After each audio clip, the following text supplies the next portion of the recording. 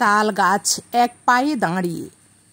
বন্ধুগণ, তাল গাছের উপকারের শেষ নেই। তাল গাছের বজ্রপাত নিরোধক গুণের পাশাপাশি জলবায়ুর উপর তাল গাছের প্রভাব নিয়ে পরিবেশবিদ দিলীপ পাত্র জানান, গ্রাম বাংলার তাল গাছ বিশেষ উপকারী গাছ।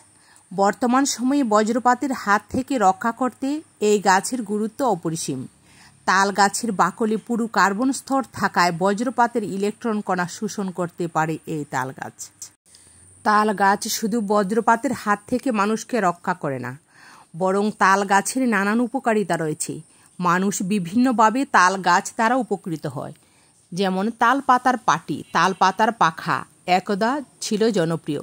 তালের রস, তালের গুড়, তালের শাঁস দিয়ে সুস্বাদু মিষ্টি খাবার রান্না করা হয়। তাল দিয়ে ঐতিহ্যবাহী অনেক পিঠা তৈরি করা হয়। তাল গাছ ও পাতা ঘরের কাজে এবং জ্বালানি কাজে ব্যবহার করা হয়।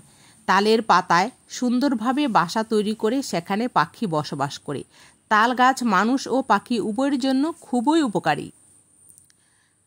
রাস্তার দুই পাশে, পুকুর পাড়ে, বাড়ির আশপাশে, রাস্তার কিনারা, জমিতে, পরিত্যক্ত জায়গায় তাল বীজ বপন করা যায়।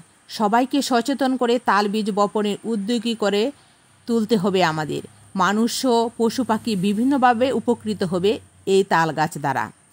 আর বজ্রপাত থেকে জীবন রক্ষায় উঁচু তাল গাছের বিকল্প নেই। বেশি করে তাল গাছ লাগালে বজ্রপাতের প্রাণহানি কমবে।